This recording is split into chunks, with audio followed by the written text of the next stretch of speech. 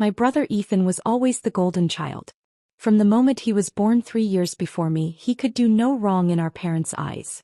He got the best room, the newest car, the college fund that mysteriously never ran out. I got hand-me-downs and lectures about being more like your brother. When Ethan graduated with his business degree, Dad hired him immediately as Vice President of Property Management for our family's rental portfolio in Florida. 12 houses spread across Tampa and Orlando that my grandparents had built up over 40 years. Dad paid him $75,000 a year to collect rent checks and coordinate repairs. I went a different route. I got my accounting degree from a state school. I paid for myself with scholarships and night shifts at a hospital. No family money. No safety net. Just me, my determination, and a deep understanding that I'd never be seen as equal in my family's eyes. Maya's going into accounting, my mother told relatives with barely concealed disappointment. Such a boring field. Not entrepreneurial like Ethan. What they didn't know was that boring accounting gave me something invaluable. I could see exactly where money went. And more importantly, where it didn't. My relationship with my grandmother was different. While my parents worshipped Ethan, Grandma Rose saw through it. She'd built that rental portfolio with Grandpa before he died, working as a property manager herself for 30 years. She knew real estate. She knew numbers. And she knew people. Your brother has your father's charm, she told me one Thursday afternoon in early 2019. We met every week at her small condo in Clearwater, just the two of us. But you have something better. You have integrity. I was 26 then, working at a mid-sized accounting firm in Tampa. Ethan was 29 and already talking about expanding the family empire and leveraging our portfolio. Grandma, can I ask you something? I said that Thursday. Do you ever review the rental income statements Ethan sends you? She looked at me sharply. Why? Because I've been looking at property tax records. Public information. Your 12 properties should be generating approximately $18,000 monthly in rental income. That's $216,000 annually. That sounds right, she said. But the statements Ethan sends you show only $14,000 monthly. A difference of $4,000 per month. $48,000 per year. Grandma's face hardened. How long has this been going on? Based on the records I can access? At least 3 years. Possibly longer. She was quiet for a long moment. Then she said, I need you to do something for me. I need you to become a forensic accountant. I'll pay for any additional certification you need. And I need you to audit everything. Over the next 2 months I did exactly that. I got my certified fraud examiner credentials. I subpoenaed bank records through an attorney Grandma hired. And I found everything. Ethan had been skimming for 5 years. Not just $4,000 a month, that was recent. It started smaller. 500 here, 1,000 there. Maintenance expenses, that never happened. Emergency repairs with no invoices. Property management fees, that went straight to his personal account. Total amount stolen, $347,000. I'm going to change my will, Grandma said when I showed her the evidence. I'm leaving everything to you. Grandma, that will destroy the family. Good. They deserve it. She paused. But there's a better way. I'm going to deed all 12 properties to you now. Quitclaim deeds. Immediate transfer. They'll be yours before I die. No probate. No will contest. Just done. But, Maya, listen to me. Your brother is stealing from me. Your parents know and don't care because he's their golden boy. I built this portfolio for family, but I won't let thieves have it. You're the only one who told me the truth. You're the only one I trust. On March 15, 2019, we sat in an attorney's office. Grandma signed 12 quitclaim deeds, one for each property. The attorney recorded them that afternoon with the county. By 5 p.m., I legally owned 12 rental properties in Florida worth approximately $4.1 million. Don't tell anyone, Grandma said. Let's see what they do. What Grandma didn't know was that I'd already been preparing for independence. My accounting career was going well. I'd made senior auditor at my firm. I was 27 years old, living in a modest apartment, driving a 12-year-old Honda Civic and quietly building wealth. The 12 properties Grandma deeded me weren't just properties. They were income. Real income. $18,000 monthly once I took over management. But I didn't touch Ethan's operation. Not yet. Grandma and I agreed. Let him keep managing them. Let him keep stealing. Every stolen dollar was more evidence. Every fake invoice was another count of fraud. I was building a case. I hired my own property management company, a discreet firm that specialized in absentee owners. They sent me the real numbers. Real maintenance costs. Real rental income. Real vacancy rates. I set up a separate LC, kept everything quiet, and watched the properties appreciate. Meanwhile, I invested. Conservative index funds. Real estate investment trust. Municipal bonds. The rental income one wasn't spending went straight into investments. I lived on my salary and banked everything else. By 2021, 2 years after the transfer, my net worth was pushing $2 million. The properties had appreciated to $4.6 million. My investment accounts held another $800,000. I was 29 years old and financially independent. My family knew none of this. At Thanksgiving 2021, my mother asked, "Maya, are you still at that accounting firm? Such a dead-end job. Ethan's looking at buying a beach house in Sarasota." "Still there, Mom," I said quietly. Ethan smirked. "I told you, Maya. You should have gone into real estate. That's where real money is." I just smiled. Ethan was driving a BMW he couldn't afford and talking about beach houses while I quietly held $4.6 million in assets. But I said nothing. Grandma Rose died in September 2023. She was 84. I held her hand in the hospital as she took her last breath. "You're going to be fine," she whispered. "You're smarter than all of them combined. Don't let them take what's yours." "I won't, Grandma." "And Maya? Make them pay for what they did." The funeral was massive. Over 200 people. Ethan gave a tearful eulogy about the woman who taught me everything about real estate.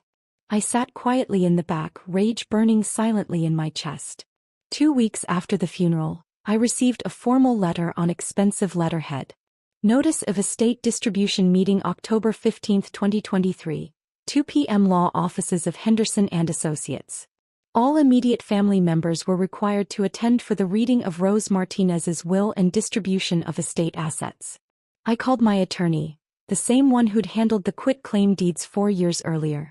"They're going to try to distribute property I already own," I said. "Let them try," Attorney Morrison said. "Bring nothing to the meeting. Say nothing. When they make their claims, I'll handle it. Trust me, this is going to be very entertaining." The meeting was scheduled for a Monday afternoon. I took the day off work, dressed in simple black slacks and a gray blouse, and drove my 12-year-old Civic to the attorney's office in downtown Tampa. I arrived exactly on time. My parents were already there, sitting in expensive leather chairs. My mother wore a designer dress. My father had a new Rolex I'd never seen before. Ethan sat between them in a tailored suit, looking confident and comfortable. Also present, my Aunt Linda, Uncle Robert, and 2 cousins I barely knew. Everyone looked eager, expectant, like they were waiting for Christmas presents.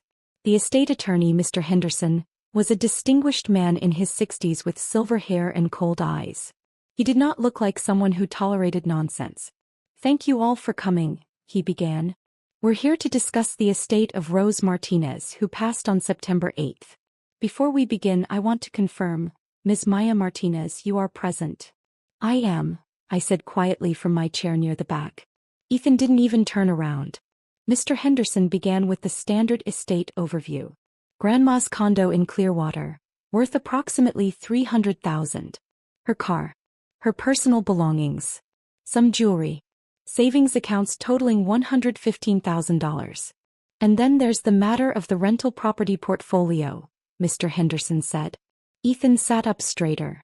12 residential properties in the Tampa and Orlando areas, currently valued at approximately $4.8 million. These properties generate approximately $18,000 in monthly rental income. My mother gasped softly. I don't think she'd ever known the actual numbers. "Now," Mr. Henderson continued, "Mrs. Martinez's will, dated March 2019, specifically addresses these properties." "Actually," Ethan interrupted, standing up, "I'd like to address the family before we get into legal details." Mr. Henderson raised an eyebrow but said nothing. Ethan turned to face the room, every inch the confident businessman. I know Grandma Rose loved all of us. But I've been managing these properties for 7 years. I know every tenant, every property manager, every maintenance issue. I've grown the portfolio's value by over 30%. My father nodded approvingly. I think we all know Grandma would want these properties to stay with someone who understands real estate. Someone who's dedicated his career to this. He paused dramatically. I'm formally requesting that the 12 properties be distributed to me. I'll ensure they stay in the family and continue to grow. My Aunt Linda spoke up. That seems fair. Ethan's been doing all the work.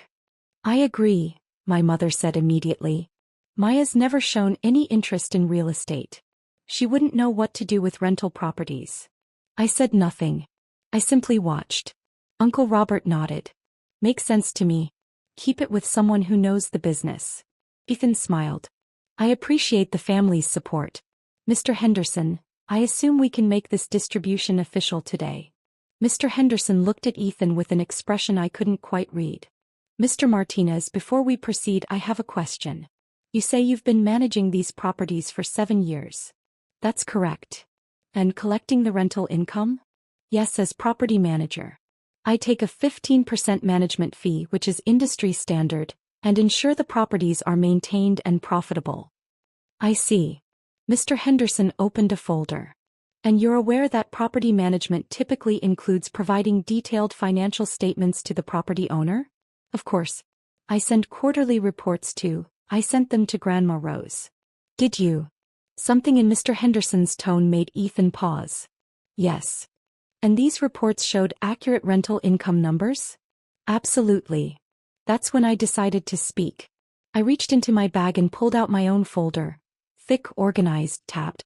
I stood up and walked to the front of the room. Maya? My mother said, confused. What are you doing? I didn't answer her. Instead, I placed the folder on Mr. Henderson's desk. What is this? Ethan demanded. I finally spoke, my voice calm and steady. Forensic accounting report. Certified by an independent fraud examiner. Covering rental income, expenses, and management of 12 properties from January 2018 through September 2023. The room went silent. Ethan's confident smile faltered. What are you talking about? I turned to face him directly. I'm talking about $347,000 in stolen rental income over 5 years. I'm talking about fake maintenance invoices. I'm talking about embezzlement. That's insane, Ethan said, but his voice cracked slightly. Dad, she's lying. She's trying to sabotage me because she's jealous. The properties generate $18,000 monthly in rental income, I continued. You reported $14,000 to Grandma Rose for the past 3 years. $4,000 monthly shortfall. That's $48,000 annually. But you didn't start there. You started smaller in 2018. The forensic audit documents everything. My father stood up. Maya, this is completely inappropriate. Your brother has managed those properties with integrity. Actually, Mr. Martinez, Mr. Henderson interrupted. I'd like to hear this. Ms. Martinez, please continue. I opened my folder to the first tab. Property 1, 2847 Palmetto Drive, Tampa. Tenant rent, $1,500 monthly. Ethan reported $1,200 to Grandma Rose. Difference, $300 monthly, pocketed by Ethan. This is ridiculous, Ethan said. I have records. Property 2, 891 Orange Blossom Lane, Orlando. Tenant rent, $1,600 monthly. Reported as $1,300.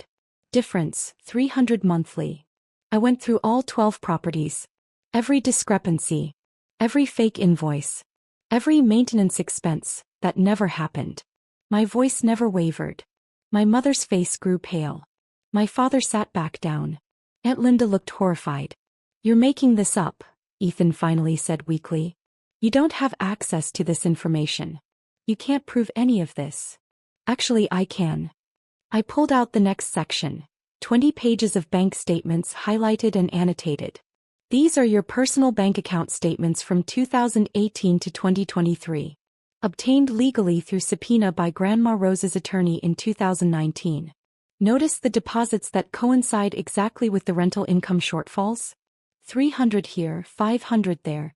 eventually escalating to $4,000 monthly by 2021. Ethan's face went from red to white.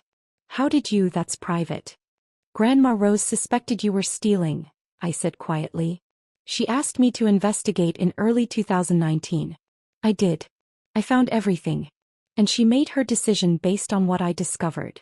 Mr. Henderson spoke up. Which brings us to the actual matter at hand. Mr. Ethan Martinez, you've spent the last 10 minutes requesting distribution of 12 rental properties. Properties you claim to have managed faithfully. Properties you believe should be yours. They should be, Ethan said desperately. I've dedicated years. Properties you don't own, Mr. Henderson said flatly. Properties you have never owned. Properties you will never own.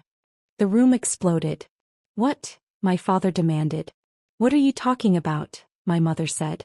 Mr. Henderson opened his own folder, a thin one, and removed 12 documents. On March 15, 2019, Rose Martinez executed quitclaim deeds transferring all 12 rental properties to Maya Elena Martinez. These deeds were recorded with the county that same day.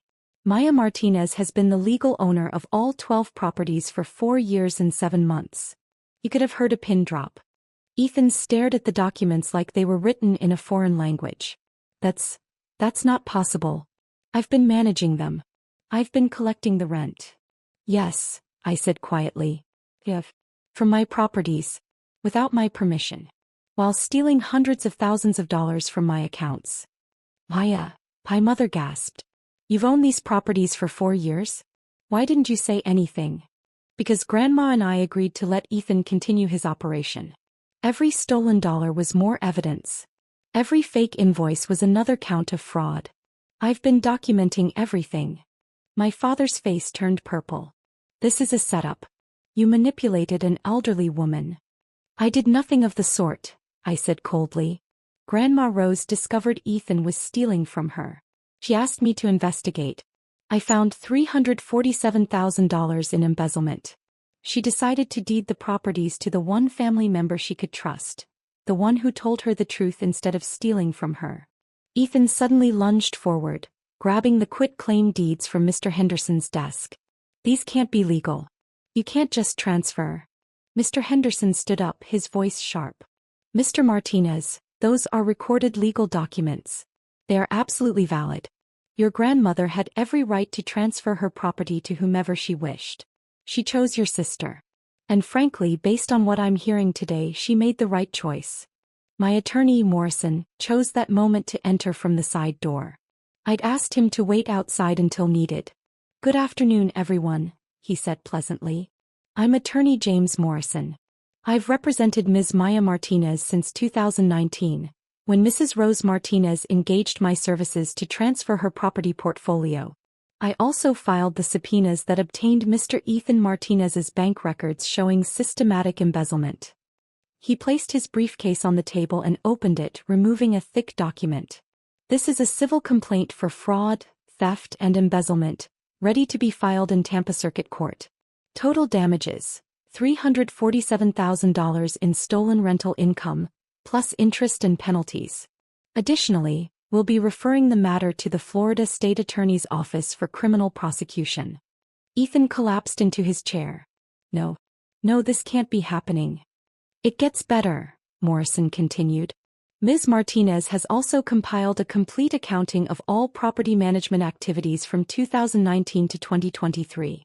Ethan, you've been collecting rent on properties you don't own, representing yourself as the property manager without the owner's authorization, and diverting income to your personal accounts. In real estate law, that's called fraud. It's also called grand theft. My father stood up again. We're not going to let you destroy your brother over some accounting errors. They're not errors, I said, my voice cutting through the room like ice. They're crimes. Deliberate, systematic, repeated crimes. And I have 4 years of evidence. My mother started crying. Maya, please. He's your brother. We're a family. You're not my family, I said quietly. You stopped being my family when you chose him over truth. When you ignored his theft because he was the golden child. When you dismissed everything I accomplished because I didn't fit your image of success. I turned to Ethan. You spent 7 years stealing from Grandma Rose. You stood at her funeral and pretended to love her while you were robbing her blind. And today, you tried to steal property that hasn't belonged to her for almost 5 years. Property that's mine. Property you've been stealing from. Ethan said nothing. He just stared at the floor. Attorney Morrison spoke up. Ms. Martinez has authorized me to present 2 options. Option 1. Ethan Martinez returns every stolen dollar. All $347,000, plus interest, totaling $412,000 within 30 days. He signs a confession of theft. He agrees to never contest the property ownership. And Ms. Martinez will not file criminal charges. And option 2? Uncle Robert asked nervously. Option 2. We file civil suit tomorrow morning and refer the matter to criminal prosecution. Grand theft in Florida carries up to 30 years in prison. With Ethan's documented pattern of theft over 5 years, I'd estimate he's looking at 8 to 12 years if convicted. The room fell completely silent. My father finally spoke, his voice broken. Maya, please, don't do this to your brother. I looked at him directly. I'm not doing this to him. He did this to himself. For 7 years. While you praised him. While you told me I'd never amount to anything. We never said that, my mother protested weakly. You said it every day, I replied. Every time you compared me to him. Every time you dismissed my career. Every time you acted like I was invisible while he was your shining star. I paused. The only difference is that I have the evidence to prove what he really is. Mr. Henderson cleared his throat. For the record, Mrs. Martinez's will is very simple. The condo goes to Maya Martinez. The personal property goes to Maya Martinez. The savings accounts go to Maya Martinez. The 12 rental properties, which she already owns, are mentioned only to confirm they were transferred before death and are not part of the probate estate. She left everything to Maya? Aunt Linda said, stunned. She left everything to the grandchild who didn't steal from her, Mr. Henderson said bluntly. I gathered my folder and stood up. You have 72 hours to decide. Option 1 or option 2. After that, we file. Attorney Morrison will be in contact. I walked toward the door. Maya, wait, Ethan said desperately. I don't have $400,000. I can't. I turned back. Then I suggest you sell your BMW. Your beach house investment you love bragging about. Whatever you need to do. You stole $412,000 from me over 5 years. You have 30 days to return it. Or you go to prison. But that will ruin me, he whispered. Yes, I said calmly. It will. Just like you tried to ruin Grandma Rose. Just like you tried to steal what she built. Actions have consequences, Ethan. You're about to learn that lesson. I walked out of that conference room and didn't look back. My phone started buzzing before I reached my car. Texts from my mother. Calls from my father. Voice messages from Ethan, progressively more desperate. I blocked them all. Attorney Morrison called me 2 hours later. Your brother's attorney just contacted me. Ethan wants to negotiate. No negotiation, I said. Full restitution plus interest or criminal prosecution. Those are the only options. Understood. For what it's worth, I think he'll pay. He doesn't want prison. Neither did Grandma Rose want to be robbed blind by her grandson. But here we are. The next 3 weeks were chaos I observed from a distance. Through Morrison I learned the details. My parents tried to get a home equity line of credit to help Ethan pay back what he stole. They were denied. Their credit scores weren't strong enough. The beach house Ethan had been bragging about? He'd put down only $15,000 and was underwater on the mortgage. He sold his BMW at a loss. On day 27, Ethan's attorney delivered a certified check for $412,000. Every penny he'd stolen plus interest. Along with a signed confession of theft and a permanent agreement to never contest the property ownership. Morrison called me. It's done. The money's in your account. He's broke, but he's complying. And criminal charges? Per your agreement, we're not filing as long as he adheres to the settlement terms. But Maya? I documented everything. If he ever tries anything again, we have a signed confession. He'll never touch you or your assets again. I felt nothing. No satisfaction. No vindication. Just a cold emptiness where my family used to be. The following month, I received exactly 3 communications from my former family. First, my mother sent a long email explaining that they were disappointed in how I'd handled the situation and that I'd torn the family apart with my accusations. She asked if we could move past this for the holidays. I didn't respond. Second, my father sent a text. "You've always been difficult. This proves it. Don't contact us again." I blocked his number. Third, Ethan sent a handwritten letter. No return address. It said, "I'm sorry for what I did. I know you'll never forgive me. I don't blame you. I lost everything. My savings, my reputation, my family. I hope you're happy. I hope it was worth it." I burned the letter. It's been 14 months since that conference room confrontation. I'm 32 years old now. I own 12 rental properties in Florida generating approximately $19,000 monthly. I raised rents appropriately when I took over direct management. The properties are now worth approximately $5.2 million. My investment accounts total $1.4 million. My net worth is $6.6 million. I bought Grandma Rose's condo from the estate for the appraised value of $300,000. I kept everything exactly as she left it. I go there sometimes on Thursday afternoons and sit in her reading chair. I never heard from my parents again. Ethan moved to North Carolina. I heard through professional networks that he's working in car sales. He'll never work in real estate again, not with a confession of theft on record. My chosen family is different now. My best friend Sarah helped me through all of this. My mentor at the accounting firm who recommended me for partner track. My attorney Morrison who became a trusted friend. The property management team that runs my rentals honestly and ethically. Last month I was promoted to partner at my accounting firm. First female partner under 35 in the firm's 40-year history. I specialize in forensic accounting and fraud examination. I help other people discover when they're being stolen from. I think Grandma Rose would be proud. I had a plaque made and installed at the condo. It reads, "Rose Martinez Memorial Property, built with integrity, protected by truth." Sometimes people ask me if I regret how things went with my family. If I wish I'd handled it differently. If I feel guilty about Ethan losing everything. I don't. He didn't lose everything. He lost what he stole. He lost what was never his to begin with. He lost his ability to continue victimizing people who trusted him.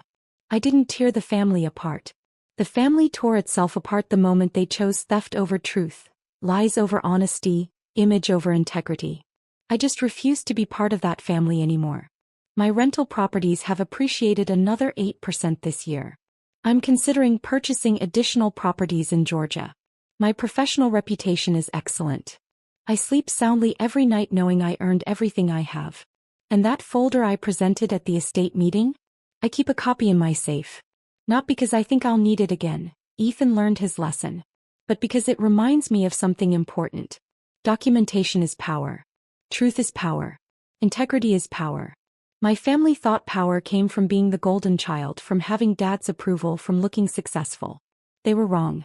Real power comes from knowing your worth, documenting the truth, and refusing to let anyone, even family, steal what's yours. Grandma Rose taught me that. And I'll never forget it.